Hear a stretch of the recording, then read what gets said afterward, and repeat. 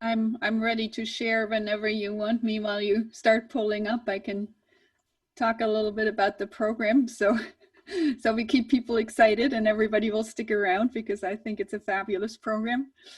Is that okay? Yes, and I'm ready as well here from Cologne. Oh, you're here. Okay, perfect. Hi, Monica. Great to Hello. see you. Who does the moderation? So I'll talk and I'll give you a spot here to share a little bit. Super. Can I just say one thing? I would like to praise Peter Kirkwood. He is such a great guy. I was in contact with him to arrange YouTube accessibility for our members here and so on. He worked so hard and it worked out. He did a great job. And in addition to this, he will be taking part in this year's Generali Cologne Marathon race, which is done on a virtual basis. And I heard that he is an incredible marathon expert. And so I just would like to thank him for this. And we are looking forward to have a report from him later on how things will work out in October. Isn't that something? Wonderful. Thank you, Peter. That's something. And I played his wedding. Woohoo! Ah, great. So this presentation is Janet Harris really should get the credit for helping us put this together and share this, and we're honored to share this because I think it's one of the great examples of solutions to be found when you have to find them, you know, when times are restrictive.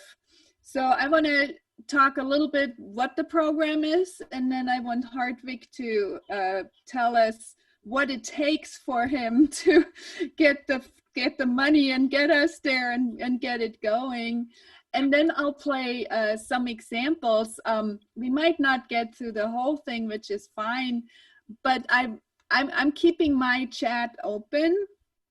And if anybody has questions and wants to know something about organizational things, something about how to do this, or suggestions on how we grow this, please put the chat in so we can actually have a conversation also in between and maybe inspire some to do something similar, or, you know, attempt the exchange in similar formats. So my chat is open, put comments in. And just for a little backdrop, so this is a partnership of Indianapolis Cologne. And, you know, I was thinking about the year, Hartwig. What was the year when you brought Andre and his group over? That was the 25th anniversary of our Sister City connection. And actually, 1 year before, in 2012, there was a contact and we prepared everything already. Actually, there is a little bit of a background story. My predecessor, do you say that in English? The former president and now honorary president of our Sister City Committee, Volkmar Schulz, an honorary Hoosier as well. It might be interesting. He did a great job for 25 years. And he took Minsk Choir over there to the United States and to Indianapolis for a little tourney years before already. And it was actually planned that this Minsk Choir would come again for the 25th anniversary. Then suddenly they were not able to help with financial resources, or something happened. They couldn't go. And at the same time, the contact with the wonderful Andre Nenza took place. And we had a meeting with him. Actually, Andre is a very famous person here in Europe and in Germany. He is the Echo Prize winner of a former year. And he's also a professor at the, in German, offene Jazzhausschule, which is also a very famous school here for jazz education and social purposes for young musicians in Cologne. And we had a meeting and we decided, okay, let's do it. Let's try to get this connection a little bit more intensive. And then there was this wonderful coincidence that he knew you, Monica, already from a former workshop when you were still here in Germany as a young musician from the south of Germany. Yeah, that was 1986. Isn't that something? I know. So that what we a small world. So workshop things came together.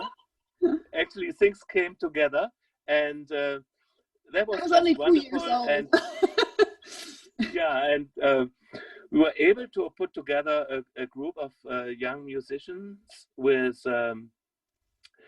Andre's help, and we came over in 2013.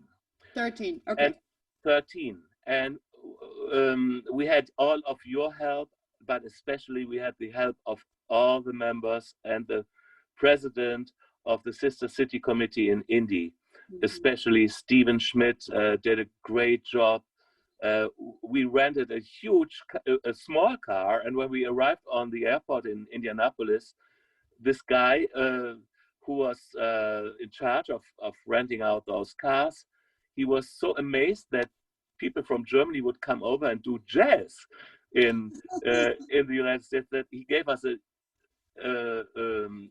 much bigger car, which turned out to be excellent because we had all these instruments that we had to drive around to the different gigs that we had. The time there was incredible. We were there for 1 week, maybe 11 days or so, and we had all these different concerts, and we also were performing in pubs. What's the name of that one? Chatterbox. We played the Chatterbox. Yeah, and we had talks with these guys. We had talks with these guys there, and they were keeping on buying us drinks of this famous brewery beer there, craft beer. I had my first craft beer ever, and they were asking us, "How did you come here? By car or by bus or by train?" And said, "We are from Germany." That's on the other side of the ocean. They didn't even know about sister city relationships and about Cologne. They thought Cologne was a kind of fragrance, which is true because one of the most important fragrances has its origin here in Cologne. 4711. Yeah, that as well. So, and then we visited you in Bloomington, and there was this recording made for broadcast, and we reached about 2 million people in the state of Indiana already. We had concerts at the public library and at other places, and that was real people diplomacy, you know, and that was just one really important historical aspect about this.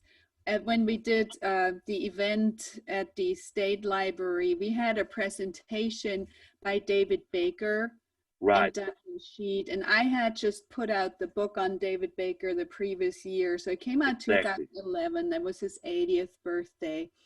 And what they were able to do is provide, you know, Duncan Sheet was the photographer who was there, you know, in a minute when we see the history of Indiana Avenue. He was there when all these things happened. He was the one who photographed. And there's a great book at the Indiana History Center, The Jazz State of Indiana, which everybody should have in their library. And it has all pictures of Duncan Sheet, and it chronicles the amazing legacy that Indiana as a state has in jazz. And often people don't realize, they think, oh yeah, it's got to be New Orleans, it's got to be New York, it's got to be Chicago. No, it was right here on Indiana Avenue where everything was going on. And when David and Duncan presented this, all their firsthand experience, David grew up on Indiana Avenue, Duncan also, and took all the pictures. that was one of the most in-depth special experiences that all these students could ever have, these first-hand stories. And this program actually won the best best program of the year award this year. We were only nominated. And B, both Duncan and David passed away not long thereafter. So it's a huge treasure to have this and to have this memory. So I just wanted to put this in because I think we have a historic marker there that's just unbelievable. Absolutely, Monica. And actually, I'm sometimes even at night, I'm still dreaming of my experiences I had in Indiana at that time. And I know that for Andre and the students, actually one of the students who was over there just did the online broadcast together with him, that we all were very, very impressed to meet all these people and to have that experience. It's absolutely, I'm missing the words, what we experienced there. And the friendship and the hospitality was just unbelievable. And that's what, in my sense, I actually, I think that's the most important thing about music exchange within a sister city connection. Actually, it was also come back for me in quotation marks, because I always loved jazz. And when I was 18, 19 years old, I did a huge festival in my hometown at that time. And afterwards, I was asked to whether I could perhaps join in being a road manager for one of the most famous American musicians, Chet Baker. So in the 70s, I was on the road with Chet, and when he came back to Germany after all these problems that he had. So that was wonderful for me to have this connection again, and I'm so pleased that things worked out so well with our music exchange. Although it was such a problem first, you know, everybody said, no, we can't do it. No, just let's not do it this year.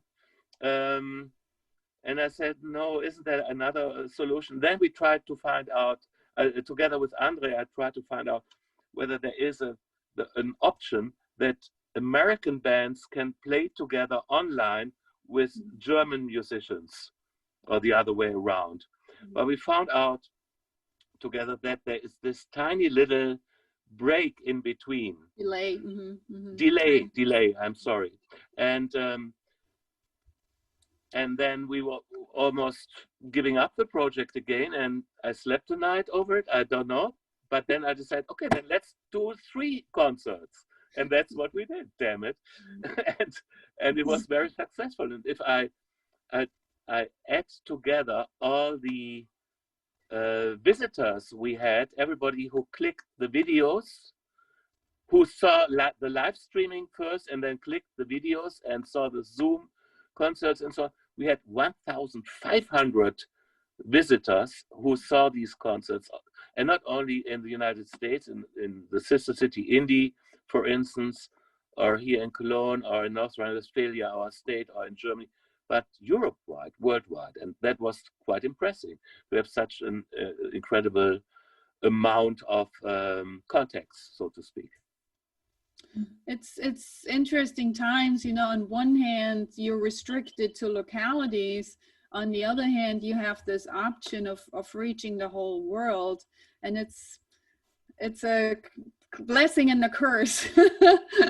Right. Because the interaction, of course, is different, you know. I mean, just the magic that we have when we are in this Cologne concert space that is actually circular, and the people sit around us, and we can communicate with the audience, and it's sold out every time.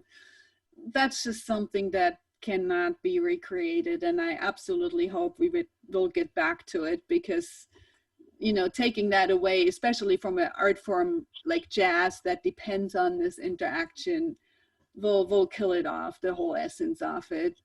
But on the other hand, we did have the opportunity to share in a broader way, and get people interested and engaged in other ways.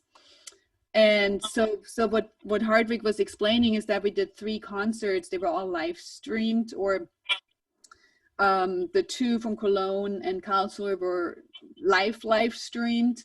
And what I did, I took this trio and the special guest Peter, that's my hubby, to a studio here, and we actually created these videos to share, because that was still pretty early in the lockdown, and for us even to get together as musicians to play was not quite all a good option. So we went into separate rooms in a studio to do this, to record this. So I would say I'll get started on one of those videos. And while we listen to the first one, I would love for those of you who are still around, we still have 32, woohoo, to put some questions in the chat about, you know, organizational details, maybe something you want to know from Hardwick on how the city of Cologne backs this up, what kind of finances, what kind of groups are involved, and we can talk a little bit more about it. But I want to throw at least some music in so we can enjoy and get a feel for it. So this first piece that we're playing is actually not necessarily Indiana Jazz Legacy piece. Usually we really try to focus, and we will focus on some of the writers and composers, but this was the slogan of the time, alone together. That's what we were creating. You know, we are all alone in our spaces, but somehow we get together. And this is a classic jazz standard. So let's listen to it. Let's enjoy the way we created this, and please share some questions in the chat. So let's go for the video.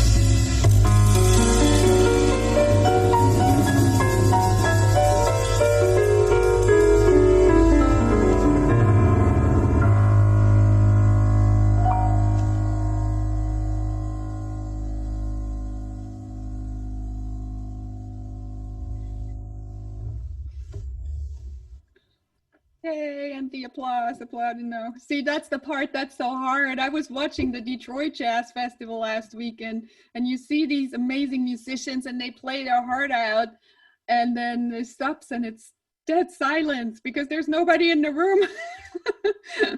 So it's interesting, the type of interaction.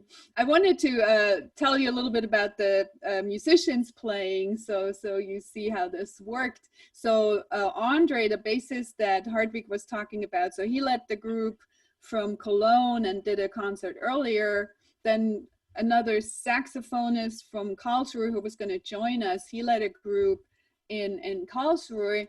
And then here, just for some of you who might not know all my history, so I'm faculty at Indiana University, and I've been in Bloomington since '91, but you can hear my German accent, right? So here's the connection. So I'm a ex-Swabian that found, because of the love of jazz, I bought one-way tickets, me and my now husband, then boyfriend, and we left on an exchange program and just made sure we can make it happen to be jazz musicians and do what we love to do. So that's why this whole exchange comes to this full circle of this ex-German here in Indiana, and happened to really study the Indiana jazz history with my book on David Baker and just a lot of my teaching. So Susan has been in my jazz history classes, I think 3 times, right, Susan? and we did a lot of this, yes, 3. We did a lot of these early on at the Chatterbox. So we would get together on an evening and I'll invite some of the legacy artists from Indianapolis. And we did that at a time where we still had, you know, some of those from Indiana Avenue. We had Pookie Johnson around. I had Russell Webster, Duncan Sheet, all these people that grew up there. They came to the class and shared, and I still could kick myself that I don't have videos. That was at a time when you didn't do that automatically, but we have the memories and we can pass it on. And so part of this principle, what we did for the Cologne concert was this narration, also this explaining something about the history and why this is also important and interesting to know. So for example, Freddie Hubbard here, who is the main artist on this recording called Super Blue. That's actually the title of one of his prominent albums. So he grew up in Indianapolis. He went to Arsenal Tech High School. So he's not one of the Crispus Attucks graduates, but he studied with all of them. So he was a student with David Baker. And of course, Indiana Avenue had 40 clubs up and down the avenue, and was, you know, when you enter Indiana, it says the crossroads of America, right? Because everybody and their brother has to go through Indiana from every direction to get to another place. So this was the center of all jazz happenings in the 30s, 40s, 50s, up and down the avenue. And Freddie Hubbard, David Baker, Wes Montgomery, J.J. Johnson, Slide Hampton, James Spalding, Larry Ridley, you can just rattle off all the biggest names of that era, grew up there together. And Freddie Hubbard is one of the most prominent, still one of the most revered trumpet players out there. If you mention somebody to somebody that knows jazz, Freddie Hubbard, they go, oh, it's nearly Chet Baker, but close enough.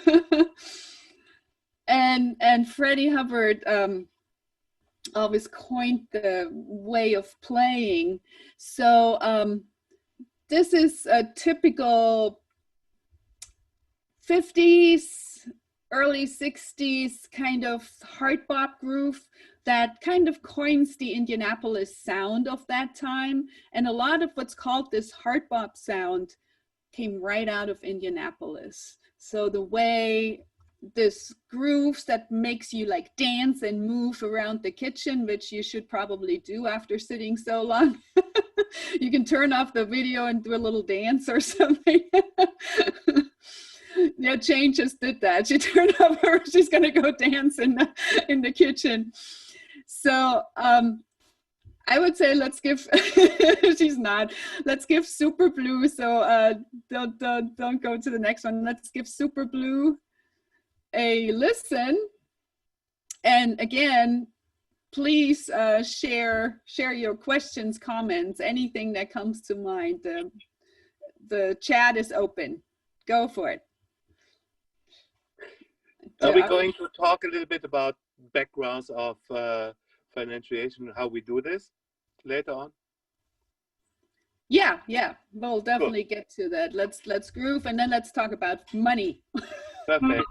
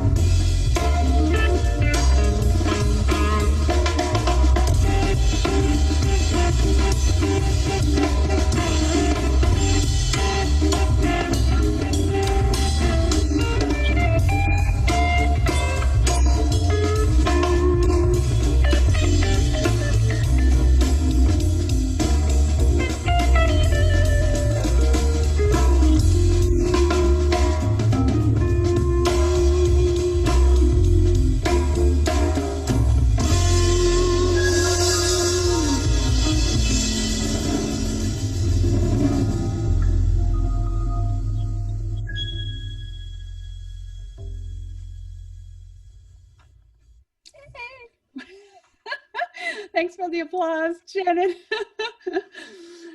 So, one thing that you can see is that putting something like that together with that high quality video and that production level, that doesn't come for free. And the musicians don't come for free. It takes a lot of resources. And without Hardwick doing what he does, this would not at all be possible. So go ahead, Hardwick, and share what you need to do to pull this off, to make this even possible. Actually, my input is relatively low. Oh, it's crucial. By coincidence, I'm the president of the Sister City Committee here in Cologne, Freundeskreis, Köln, Indianapolis, and I have a wonderful board of directors that helps me and approves things. Plus, we have an incredible partner here in Cologne, which is extremely important, and that's America House e.V. NRW, and the wonderful director, Dr. Benjamin Becker, and his assistant, also wonderful Katharina Kiefel, who does the bulk of all these organizational work. So what I do, I work together with Andre Nenza, and he is in charge of organizing things here in Cologne, which is extremely important because I need partners in the field, and he does an incredible good job. The other thing is that we get a wonderful support from the city of Cologne, and that is something that might be considerable to ask for other sister cities, or even for Indy itself as a city. As was said before already, Cologne has 24 different sister cities all over the world, and they have an international office which is connected with the mayor's office, and these people there help us as well. Lydia Klitsch, for instance, who is in charge of us, helps us a lot. The Cologne Alliance helps us a lot in promoting things.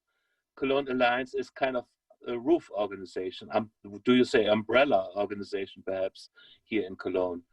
Now, if you want to have details, and they are not secret, the city of Cologne provides every sister city committee with about exactly 1,000 euros per year for administration costs.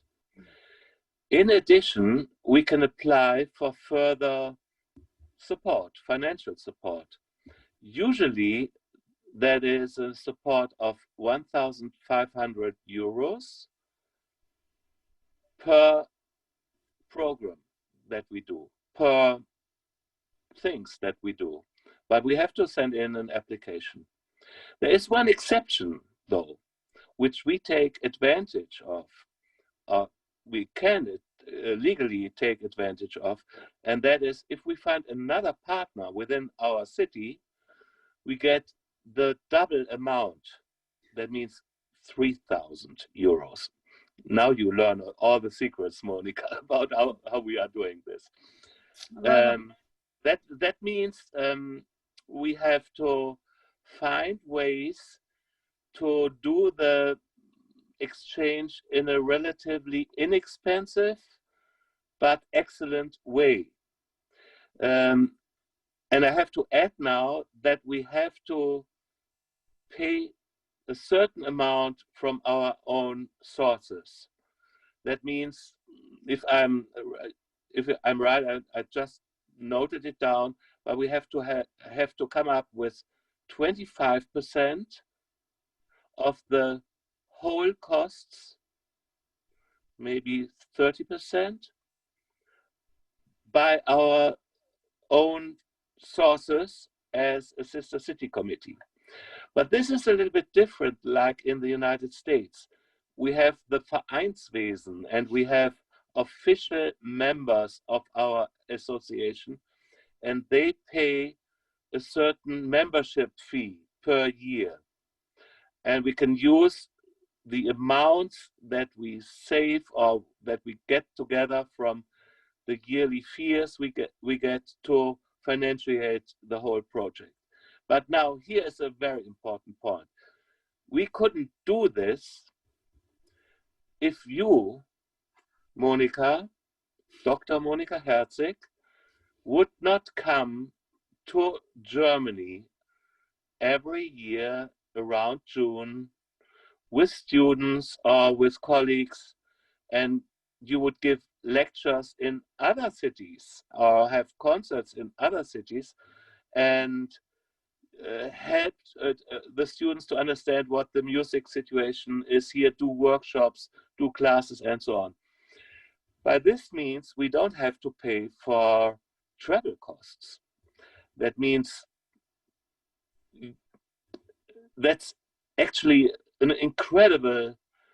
has an incredible impact on making this possible, because if we had to pay all the flight fares or whatever, we simply couldn't do that.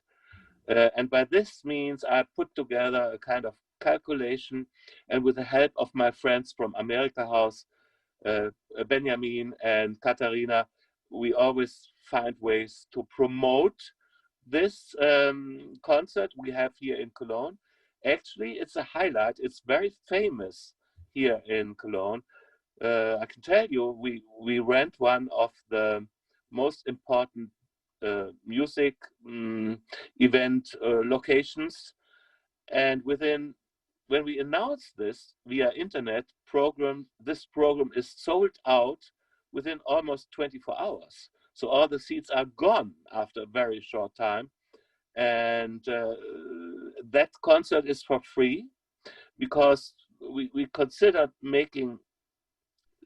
doing entrance fees perhaps, but that does not really, it's not okay with the regulations that we have from America House and also from the city of Cologne. So we just keep it for free.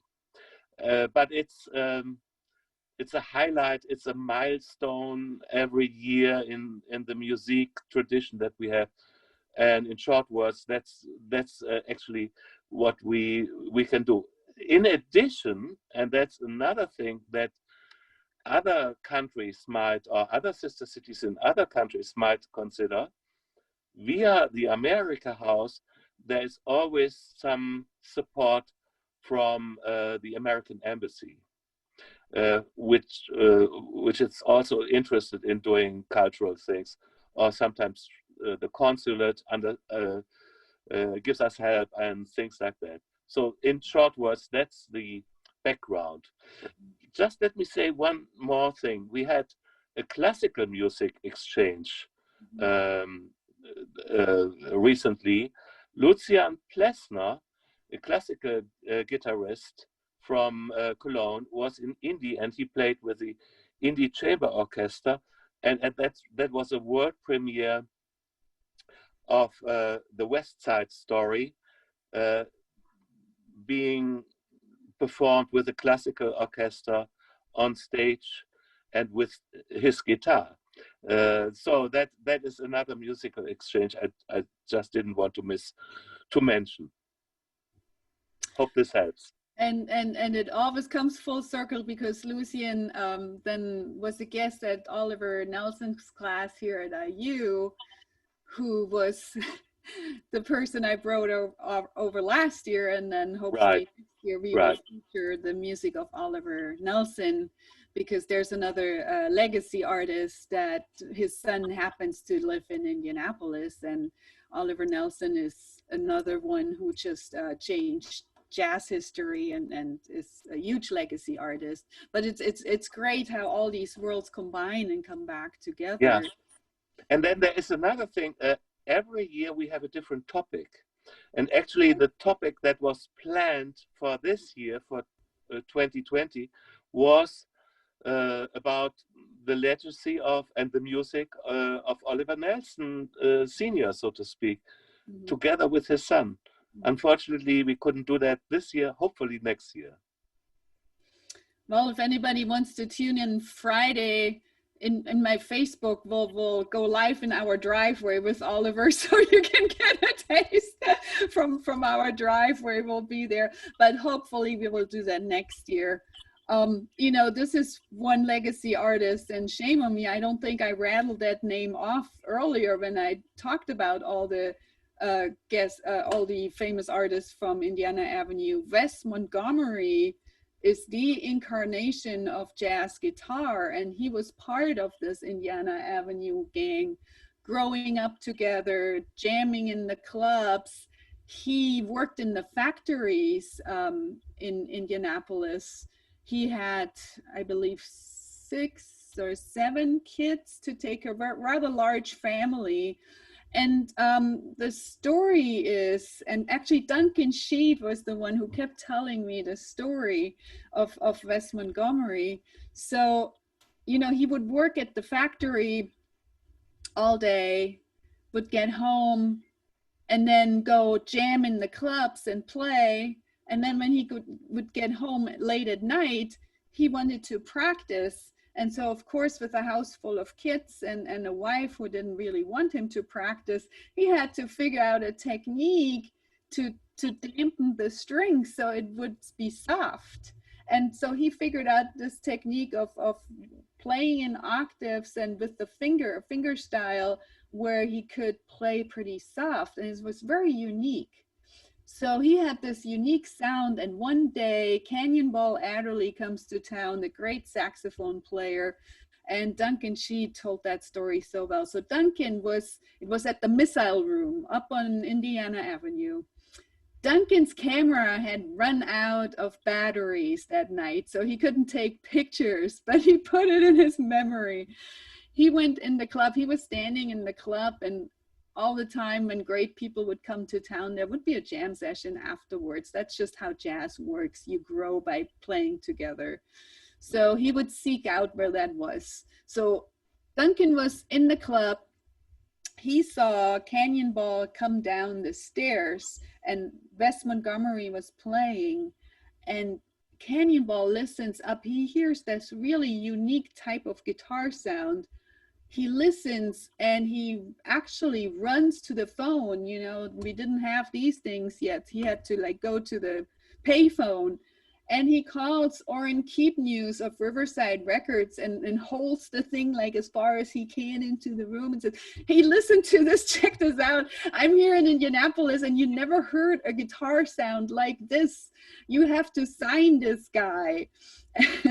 And that's how Wes Montgomery got discovered, and he was signed with Riverside Records, and he and his brothers, Buddy and Monk, you know, they went on, they did a whole bunch of recordings, first in the bebop, and then at the beginning of 60s, more in the kind of smooth vein, they had this California Girls album.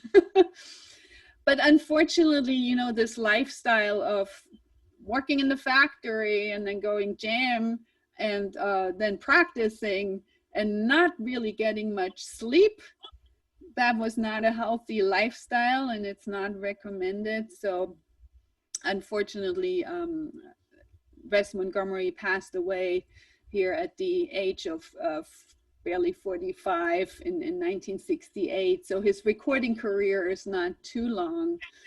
But this album, Unit 7, that he did with the Wynton Kelly Trio live at the Half Note in New York, is probably one of the most prominent albums in jazz history. And this rendition of a song called Unit 7, check it out, find the recordings, really showcases what Wes Montgomery does. So we recorded this, and my hubby is trying to emulate the Wes Montgomery sound to the best he can, but I think he did pretty well.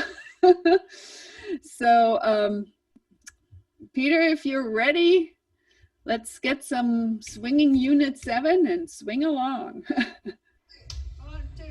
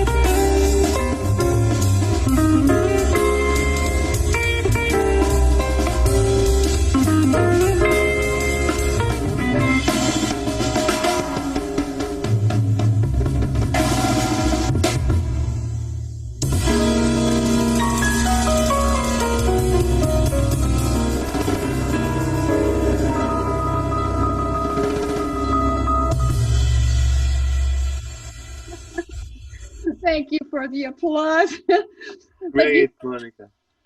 you saw, right? Peter has the right thumb to do that, and maybe you got a little taste of this guitar technique that I was trying to explain with Wes Montgomery.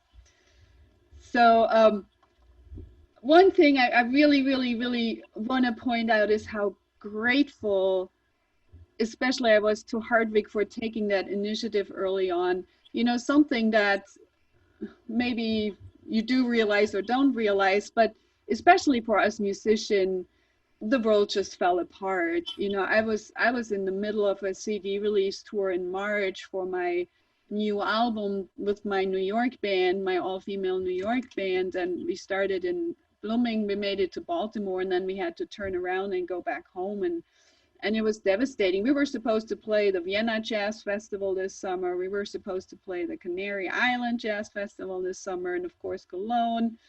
And I was going to take overseas classes. And right now, I don't have anything on the books. I mean, my whole what I do has been erased. So yes, you know, we've been streaming from our living room, but you know, I'm lucky I have a guitarist in the house who I happen to be married to. But in real life, that's also not really always the environment I play with, you know, and so it's been very difficult, and having that opportunity that Hardwick provided and say you can do this, and giving us the resources. That day in the studio was one of the happiest days I can remember, like this whole summer, to be able to do that. So I really wanted to point that out, that you know, taking the initiative for something goes so further than you even can imagine. And seeing the others too. So the one comment I saw from Sonia said how the support is amazing, and she had no idea. And that's one reason I always take one of my classes overseas too in the summer. That's exactly what we study. You know, how do these different systems support the arts? How does this work? And the moment they realize that in Germany, arts are supported 96 or 98% by government subsidy, they about fall on the floor and their mouth goes like, because in the States it works exactly the opposite. It's 4% that comes from funds like the National Endowment for the Arts, and everything else is the great fundraising game.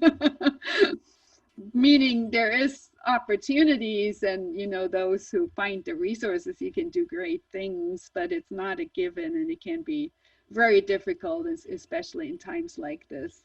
So I wanted to put that in. Hartwig, was there anything you wanted to share before we dance out with one last tune? No, I just wanted to thank you for all of your support, Monica. That's really meant from my heart, because if you would not be part of our team, this would simply not work out. And I'm touched, I'm moved to see you here, to see both of us here. And I know that some of our friends and colleagues here watch this.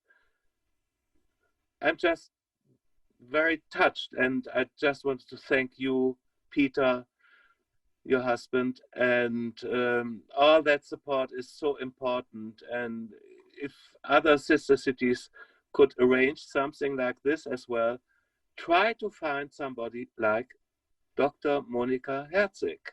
And I would like to use the opportunity again to thank Benjamin and Kata. Without them, I could simply not realize this. I would also like to thank my board of directors, Ralph, Nicole, and Andreas, who do a great job. Without them, all the bureaucratic things, the advices that I get, and so on, it would be simply impossible. And in addition, I would like to add that we, of course, are grateful for the support we get from the city of Cologne, from Cologne Alliance, from Claudia Burger, and from uh, everybody who supports us here. Without them, we simply couldn't do this. And if somebody has questions, I would please to answer them. Otherwise, it was a great evening, and congratulations to Peter again. I mean, he did such a great job. I would also like to send my greetings to Jane, who was honored today and who was on the program. I know her from her visits here to Cologne, and when I was there in Indy. All this has an incredible impact on my own life as well, because I think that we are doing something right. We connect people. And despite all the political discussions that are going on right now, especially here in Germany about the elections in the United States, about racism, and so on, we are still people-to-people organizations. And that's my last word. Remember, we are people-to-people organizations. We do something very important, which Jane characterized very well. We are doing something for the peace on our world. Thank you. Thank you. Yeah, thanks everybody. So I think the best strategy is we'll play that last video, and those who want to hang on, as long as they want to hang on, can. There is a few more. If you find my YouTube channel, just look for Monica Hersig. They're all on that YouTube channel, so you can go back and enjoy them as often as you want to and share them away. And as Hartwig said, if anybody is curious on how to do this or put it together, happy to be a resource. We can't wait to get back and out of our driveway, but we'll still do it this Friday.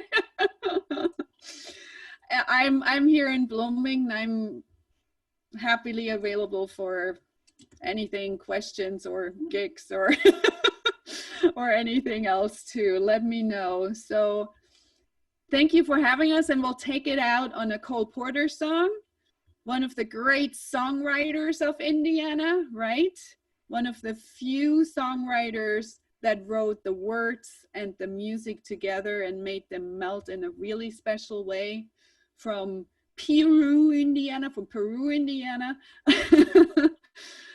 And this is So in Love, one of the great love songs. If you saw the documentary, it's the lovely.